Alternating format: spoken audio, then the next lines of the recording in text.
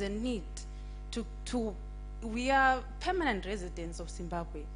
I mean, we are youths. We want to venture into a tourism business without those barriers. And students need also to research. So how are we going to go about it? Thank you. Critical question. Okay, please help us with the microphone. Afternoon, everyone, ladies and gentlemen. My name is Vini Ngoreta from K Science. I'm a graphic designer. I don't have a question, actually. I have a complaint. That's okay, sir. All right. Each and every year, we are service providers at ZTA. So when we approach the Ministry of Tourism and Hospitality, they tell us they already have the designs made from Harare. As graphic designers from Bulawayo, we don't get a chance to also provide for them. This is our land, so I think we deserve to also get a chance. I thank you. Thank you. Thank you. Go ahead, sir. Salibonani Bulawayo muhle. Ngokuhlonipha okukhulu. Ngomunye ofuna ukungena ku business ye transport.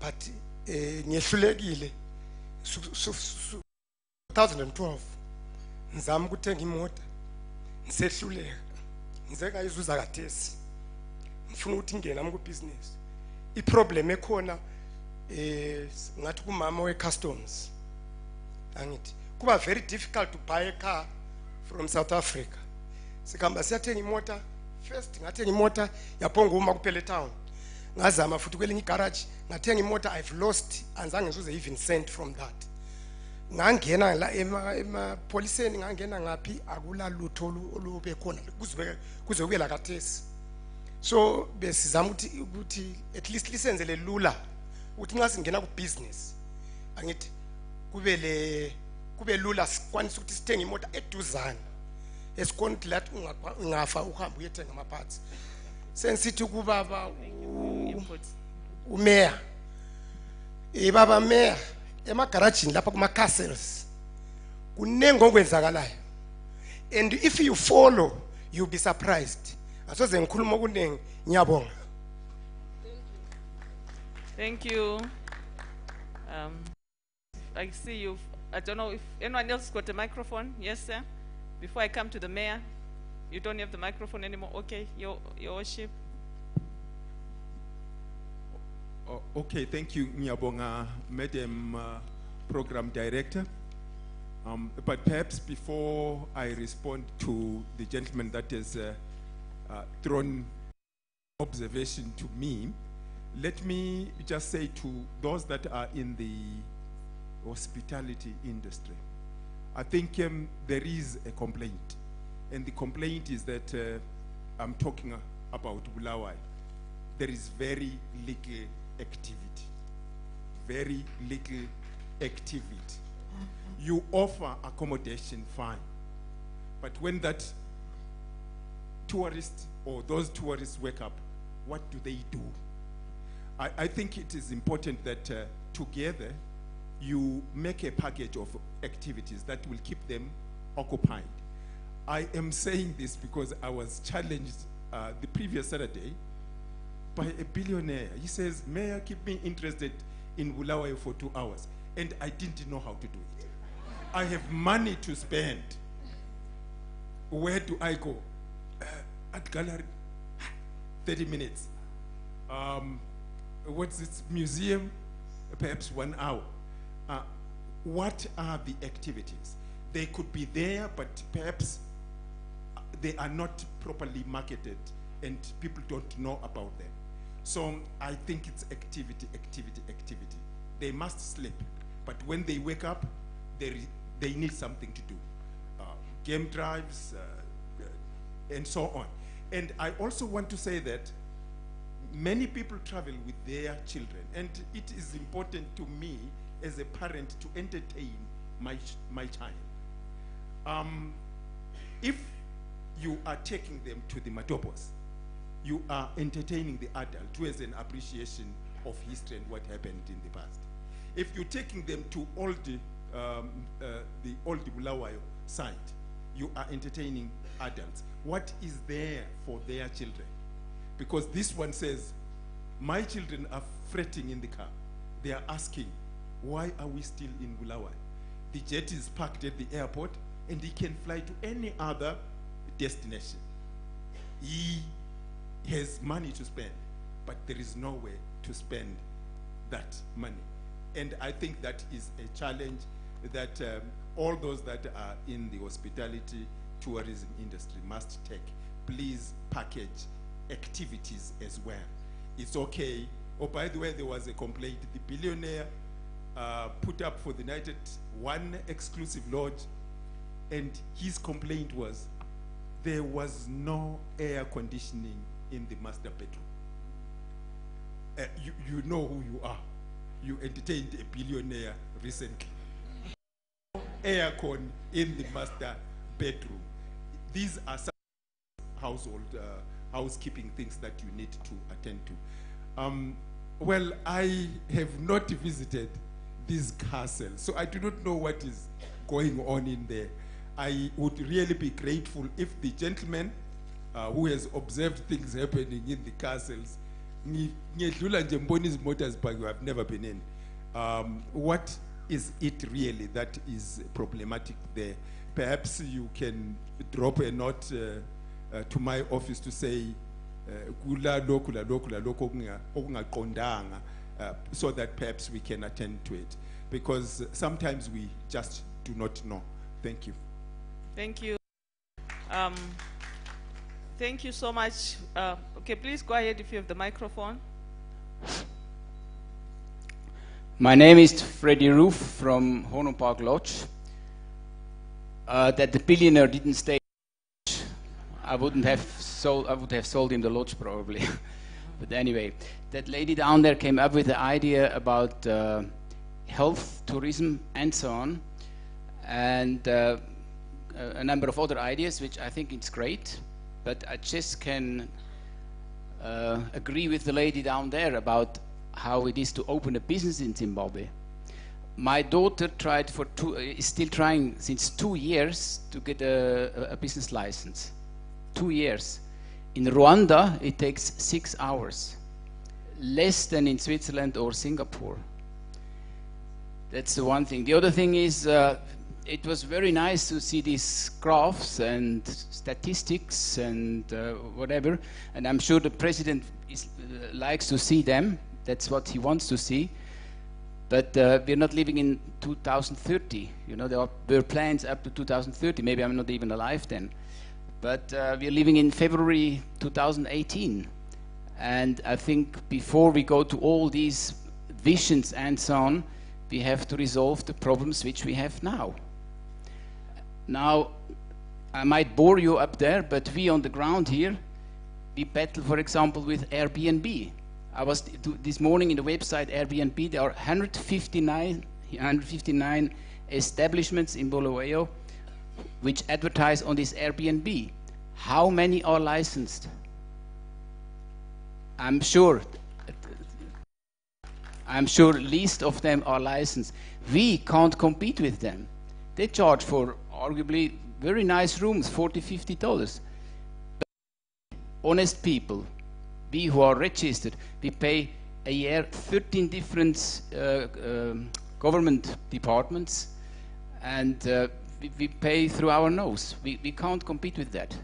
So I'm wondering if anybody, ZTA, whoever, is dealing with that issue.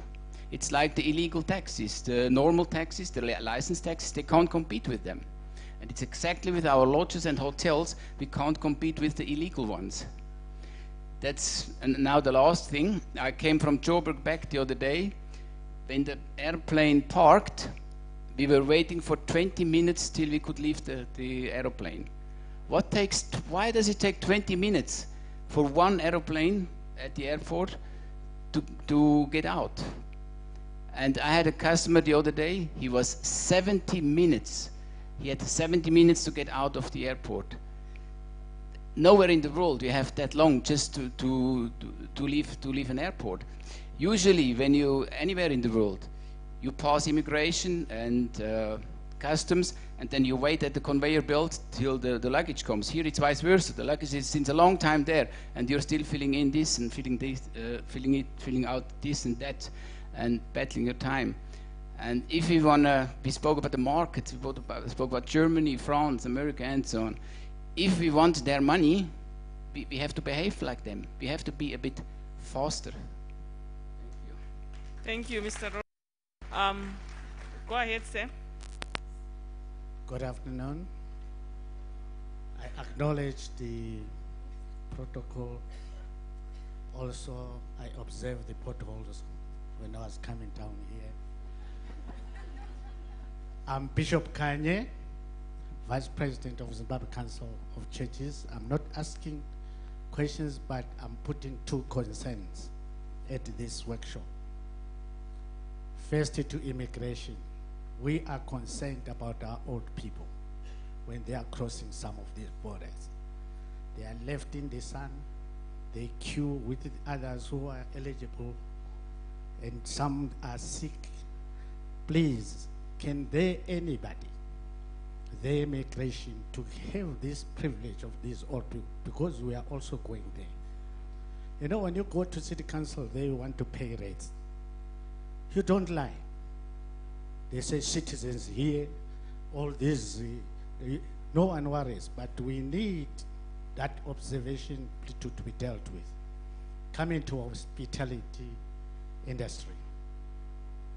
We are concerned because most of these, some hotels, some lodges, I don't know whether they fall under administrations, too much sexual brothels like. I don't know whether it's professional brothels or whatever it is going on. And I'm telling you, you can laugh. Young children. You find a young 16 or 22 years moving with a man as my age. And the hotel is looking, all the stuff, they see the activity, whether they're afraid of those people. So we are appealing, please, that we are very much concerned about some activities which this immorality going on in the lodges, in whatever. One time we went into a certain, we booked into a certain hotel, and not a hotel, it was something, call itself a lodge or whatever.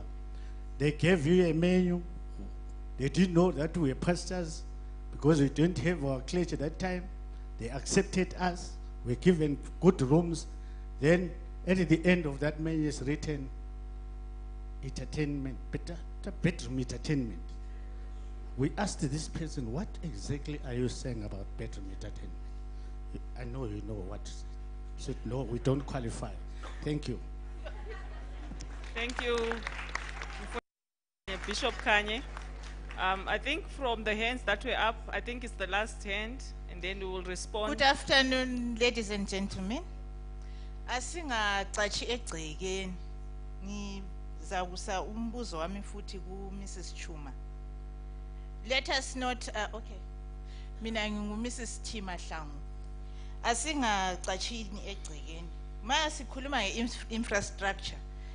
You mentioned, Madam, that in South Africa they put tents and even use caravans. Don't we have tents? Don't we have caravans to enable these travelers to be assisted in time? And the other thing, hygiene. Honestly, I've never used any of the restrooms in the border post. This side, the side that I call my home, I would really hold it up until I cross the border. Then I can relieve myself. What has that got to do with infrastructure? Thank you, ma'am. I think I saw, if you allow me, I'm taking the last hand. Right. Yes. Thank you so much. I have introduced myself. I think there's something that I wanted to really ask, or that I'd love to see.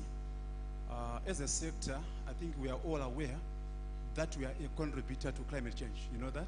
tourism is a contributor, and also tourism is impacted by climate change. How then are we going to address this phenomenon?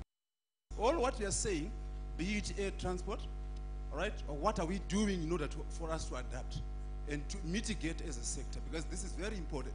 For us to be attractive, these are some of the issues that we should actually address as a nation. That's why I think there was a lady who was talking about the environmental issues that we should take seriously. I think in Zimbabwe, we haven't taken environmental issues seriously. But I think it's high time for us now, as a sector, tourism sector, for us to be effective.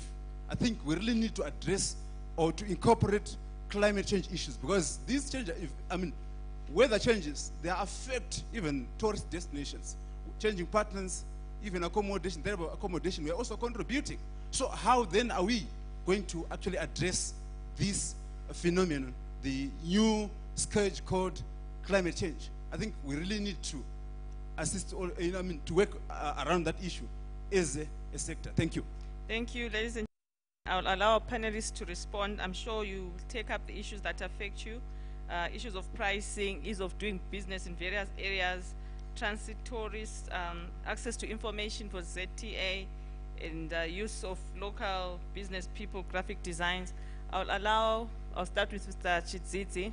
If you could please respond.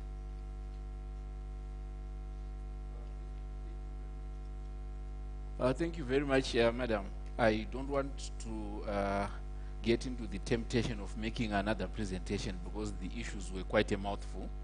We take note of the various issues. I think as we are discussing the national tourism sector strategy, the issues that have been raised might not need the answer now, but to be addressed through the strategy. But that notwithstanding, there was the issue of access to information and the barrier for the youths and those that want to start business, and I think the same was echoed by Mr. Room from Honung Lodge about the starting up of a business. We are working on the ease of doing business right now, and some of those things I was actually surprised to hear, because some of the information the students are looking for is on the website and so on, but our offices supposed to be accessible. So I would want the lady who had challenges at ZTA to see me after this so that we can get the details of what exactly transpired, and obviously necessary remedial action will be taken in that regard. Then we have the issue of business. I don't know whether the gentleman, the designer, was talking about Sanganai or ZITF, because they said that the tourism, Ministry of Tourism and ZTA, they don't give them jobs and bring designers from Zimbabwe and so on. So I think there could be some issue there as well. But normally ZITF, without answering for them, they've got a list of preferred suppliers who they go through and vet, and ZTA would also use, when we do Sanganai in Bulawayo, those same suppliers and anyone else who would want to provide a service to ZTA.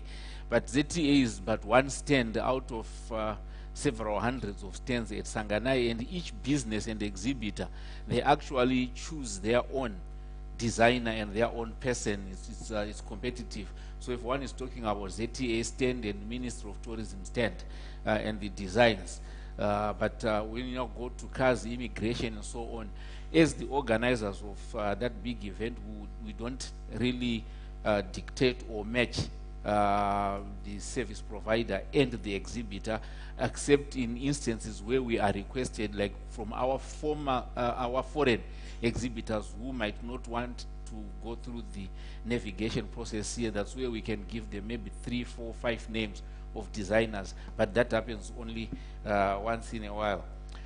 There was the issue of Airbnb, which is also something that is a regulatory issue. I want to really also admit that the Airbnb issue is actually not unique to Bulawayo. and not unique to Zimbabwe. It's actually almost a worldwide problem right now, how to deal with Airbnb. And we are also here looking at how we can deal with Airbnb. Because when you look at the laws and the regulations, how they are designed and how then the Airbnbs come in, I think they took advantage of gaps in regulatory frameworks in different destinations. Because if you're trying to define a lodge and who needs to register and who doesn't need to register, then you will find that it's a gap. They are operating, if I was in aviation, like Mr. Dewa would say, below the radar. If one has got 1 room or 2 rooms and they post them on there, obviously it causes a problem because they are taking business that would maybe otherwise go into the formal sector. But we think we are also seeking to address that within our reviews of the regulations. The other issue that pertains to tourism, to the Tourism Authority, was to do with the registered operations or operations that are lodges and doing some other kind of business. I think when we get information, right now I think we are in the process of driving registration of tourist facilities, and those that are operating outside the law are actually being encouraged to register with the Zimbabwe Tourism Authority. Once they are registered, obviously they are now subject to our regulations and our standards, prescriptions, and our inspectors or quality assurance executives would then go there. And then the tourism industry or the hospitality industry itself are supposed to be guided by a code of ethics, because the hospitality industry would have a code of ethics, which I think if someone sees a teenager trying to check in on their own, and at times it can also be tricky to someone is checking in and is elderly and so on, but there are codes of ethics that the tourism industry is supposed to subscribe to, because even as members of the UNWTO, there are statutes that have been put in place safeguarding, children against sexual abuse and so on. When it is about adults, now it becomes difficult for the hotels. But definitely where there is child abuse, there are various remedies that should actually be taken, and I don't think anyone would be penalized in the tourism industry for raising an issue. The question is, how does then one raise the issue and how courageous they are? Because I think the men of God here said, maybe vanovachka vakuru vacho kuvavunza kuti what are you doing? But basically our tourism industry should operate within those codes of ethics. I don't know whether I've left any one that really was talking to ZTA. If any, maybe you can raise that. Okay, thank you. I'll allow Mr. Kaseke wants to add. Yeah, just Mr. one. Kaseke. Dr. Sorry, Kaseke. sorry, facilitator. I just want to add to the issues that have been raised on ZTA. ZTA in the past, we used it to be tied to the investment rules and regulations.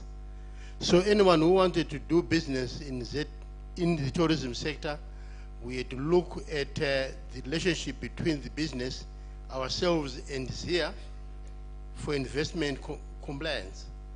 But now that that is no more there, if you want to do a business in the tourism sector and you come to us, I can rest assure you, we can beat Rwanda. We can register your tourism business within an hour. There are people who we have done that to, who are here, who can give you testimony to that. We can register your tourism business within an hour, provided you meet all the requirements. So basically, yes, of course, any business needs meeting requirements. So basically, if you meet all requirements, your business can be registered within an hour. And that is what I'm trying to say here. We are beating Rwanda 6 hours is too much for us. So, okay? Then the other issue, which this knows, that is not how we approach issues. There's a lady who raised a serious concern on getting information from ZTA, and what this says, see me quietly on a corner and let me know. I want to know which office from ZTA did that. Which office from ZTA did just that? Can the lady please tell me which office from ZTA? Please, lady. Which ZTA office? Please assist with the microphone.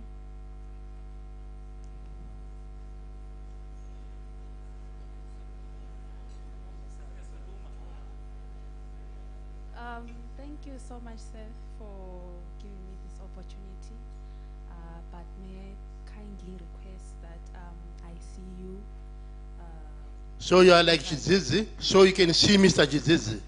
If you don't want to tell us which office from ZTA did that, you gave an example of, you gave an analogy of using the vacuum.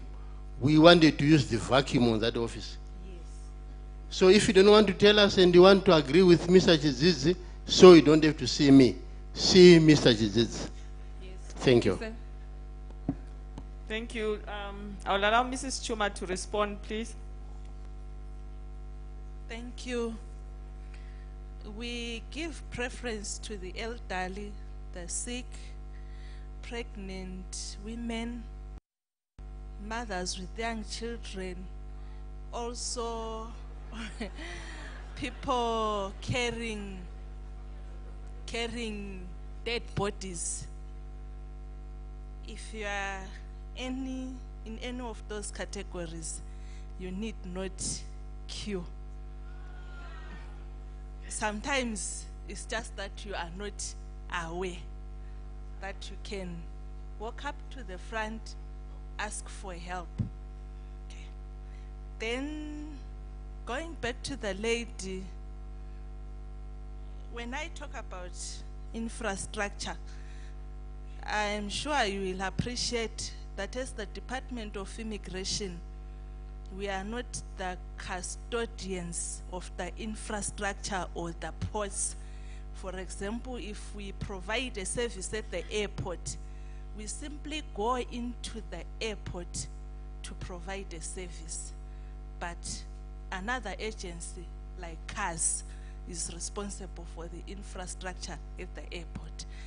The same applies to the borders. We go into the border to provide a service. We are not the custodians of the borders. And I am simply saying we would provide a better service if the infrastructure at Bait Bridge, for example, is improved. Even the hygiene and the toilets we are talking about, they are not our mandate as immigration. Our role is to provide an immigration service at the border. There are other stakeholders responsible for the... Okay, thank you. Mrs. Chuma, maybe to allow to get some way forward, who exactly who is responsible for the borders besides you being a service provider, so that we know which ministry to engage? Do you want me to respond? I can respond. Okay. Yeah, maybe, Madam, if I can come in there, that is also another area that has not been very clear. The border posts themselves are not like our airports where you can point cars and say, cars, the toilets are dirty. At the border posts, ZIMRA have just been recently now, I think in the last budget statement, been given that responsibility. Prior to that, ZIMRA were just a domineering tenant at the border posts. because they collect revenue, they are there, they could call the shots. That is basically what it was. And there is right now an issue of creating a ports authority. And as a policy statement, I think we've got Zimra in here if they want to comment. But at the in the last statement by the Minister of Finance, they say in the interim, as they are doing the ports authority, the processes, Zimra will be in charge. That I read something to that effect. So I think we should see something happening in that regard, because the tourism industry have been agitating for the establishment of a ports authority, and at one stage we had volunteered the ZTA to be the ports authority if no one else had wanted to be. But we are happy that those things are now being sorted together with a modernization program, Bridge border posts, for which we in tourism are also involved in that dialogue. But I think we were talking about competitiveness. These are competitiveness issues. Toilets just have to be clean. And obviously, it starts from the person providing the toilets, and then it goes to the users of the toilets themselves. So we need to have a holistic approach towards that issue of efficient border posts and those that represent us from a PR and marketing perspective. Thank you, Mr. Chizizi. Mr. Dewa, do you have anything to say as we close? Thank you very much. I think the first question was on when are we going to do upgrades, further upgrades for the German airport. We completed the terminal building and other services. I think the car parks, access roads. Now, this year, we should be embarking on the tower and the fire station. Then after, in the next year or two, we will embark on the runway. Currently, the runway that we have can take a critical aircraft of, say, A330-200, which can take about 300 passengers. And we don't have any. Right now, we only have the 767-200, which Air Zimbabwe is flying. It carries 202 passengers and never fills it up anyway. The next question was on, I think it was talking to efficiency, where there was 20 minutes delay getting out of the aircraft and another 70 minutes going through the airport. I think it was an isolated case. Some of these cases could have been maybe due to a technical issue to get the passengers out of the aircraft. Maybe I could know when exactly it happened. And also, when you go through the airport itself, it's a value chain. It's a process, you know, port health, security, immigration, but we need to improve on that. So there could have been just one isolated case. But I want to promise you that in terms of us meeting the turnaround for the aircraft, we have been able to meet the turnaround times for the aircraft. I'm excited that Your Worship, the Mayor said the billionaire had used the aircraft packed, so at least the facilities are there. I remember also meeting him, and they were saying you rather fly to Namibia, to Swa compound, whatever, because there's nothing to do here.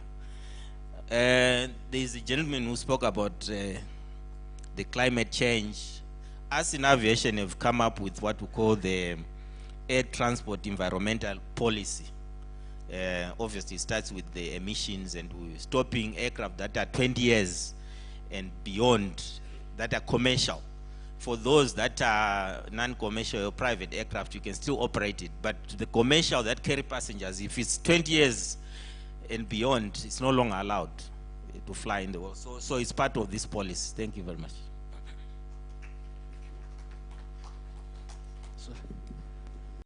Thank you very much, Mr. Dewa.